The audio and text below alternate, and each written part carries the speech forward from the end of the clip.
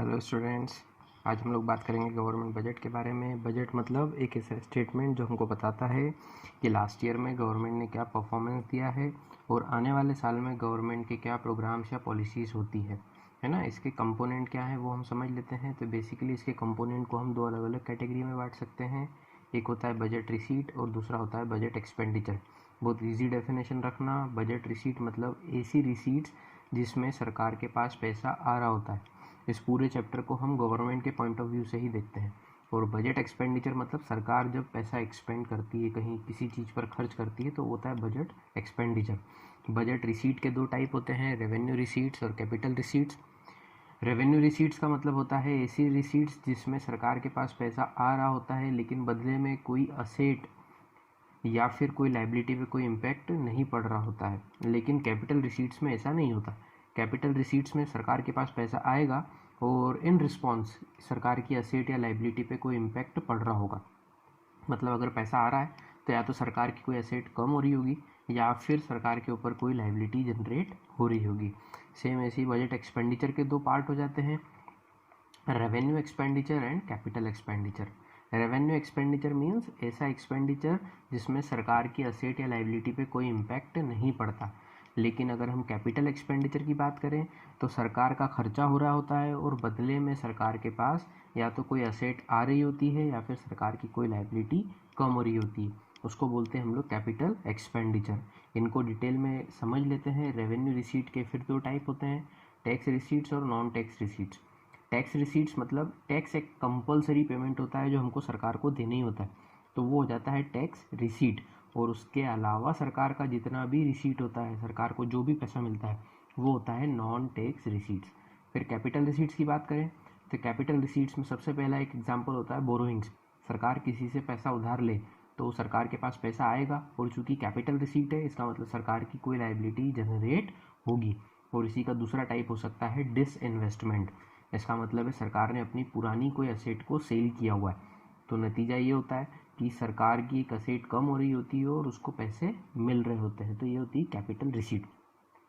ऐसी revenue expenditure का अपन समझ लेते हैं। इसके अंदर होता है, कुछ एग्जांपल लेते हुए अपन समझेंगे कि इसमें सैलरी ऑफ गवर्नमेंट एम्प्लॉयज़ को हम डाल देंगे या फिर गवर्नमेंट ने जो किसी से पैसा उधार लिया हुआ है उस पर जो ब्याज दिया हुआ है, इंटरेस्ट पे किया हुआ, वो सब रेवेन्यू एक्सपेंडिचर के एग्जाम्पल हो सकते हैं। फिर बात करते हैं कैपिटल एक्सपेंडिचर की। मतलब सरकार के पास से पैसा जाएगा और बदले में या तो कोई लाइबिलिटी कम हो रही होती है या फिर कोई असेट जनरेट हो रही होती है।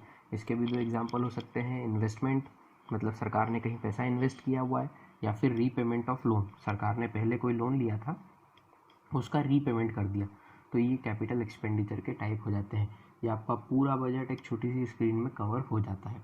अब यहाँ पर दो चीज़ें हम और समझेंगे, टैक्स और नॉन टैक्स रिसीट्स को। टैक्स का क्या मतलब होता है, तो टैक्स मतलब एक कंपलसरी पेमेंट होता है जो हर पर्सन को पे करना ही पड़ता है। ये दो टाइप का होता है। एक होता है डायरेक्ट टैक्स, मतलब ऐसा टैक्स जिसका बर्डन उसी पर्सन पे हो जिस पे ये इम्पोज किया जाता है ना। इसका एग्जाम्पल है हमारे पास इनकम टैक्स। अब इसका क्या फंडा होता है, तो इसको एक एग्जाम्पल से समझते हैं। मान लो गवर्नमेंट ने मिस्टर मोहन पे इनकम टैक्स चार्ज किया हो, तो सरकार उसका पैसा किससे लेगी, मिस्टर मोहन से, और उसका अल्टीमेट बर्डन भी किस पे पड़ रहा होगा, मिस्टर मोहन पे ही पड़ रहा होगा, है ना। लेकिन इनडायरेक्ट टैक्स में ऐसा नहीं होता। इनडायरेक्ट टैक्स की डेफिनेशन होती है एक ऐसा टैक्स जिसका फाइनल बर्डन वो बंदा नहीं उठाता जिस पे इसको इम्पोज किया हुआ है ना। जैसे कि जीएसटी, इसको अगर समझें अपन तो एक दुकानदार जीएसटी पे करता है सरकार को, लेकिन वो एक्चुअली इस अमाउंट को कस्टमर से कलेक्ट कर लेता है, तो अल्टीमेटली जो बर्डन होता है वो किस पे हो रहा होता है, कस्टमर पे हो रहा होता है। तो ये दोनों टैक्स दोनों टाइप हो सकते हैं टैक्सेस के। इसके अलावा एक और टॉपिक था नॉन टैक्स रिसीट्स। टैक्स के अलावा सरकार के पास पैसा कहाँ से आता है, तो कुछ फीस लेती है सरकार, कई सारे काम करती है, आपके लाइसेंस इशू करती है, रजिस्ट्रेशन करवाती है। इसके अलावा एग्ज़ाम फ़ीस, पता नहीं किस किस तरीके से सरकार के पास फ़ीस आती है। फिर आता है फाइन्स एंड पेनल्टीज़। सरकार, अगर आप कोई लॉ ब्रेक करते हैं तो सरकार आपसे कुछ फ़ाइन वसूल करती है, तो वो भी सरकार की एक रिसीट है। फिर होता है एस्टेट। अगर किसी पर्सन की डेथ हो जाती है और उसका कोई लीगल एयर नहीं है तो सरकार उस सारी एसेट्स को अपने पास रख लेती है, सरकार की वो रिसीट बन जाती है, उसको हम बोलते हैं एस्टेट। फिर होता है प्रॉफिट ऑफ पीएसयू। सरकार के पास बहुत सारी पब्लिक सेक्टर अंडरटेकिंग है जैसे आपके पेट्रोल के बहुत सारे ऑर्गेनाइजेशन हैं, काफ़ी सारे बैंक्स हैं, रेलवे है, तो इन सब से जो पैसा जनरेट होता है वो सब सरकार की नॉन टैक्स रिसीट्स में शामिल हो जाता है। और एक और एग्जांपल हो सकता है इसका डोनेशन।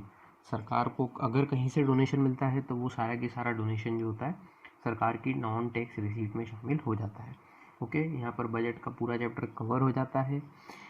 अगर वीडियो अच्छा लगा है तो प्लीज़ लाइक करें, शेयर करें, कमेंट करें और हमारे चैनल को सब्सक्राइब करें।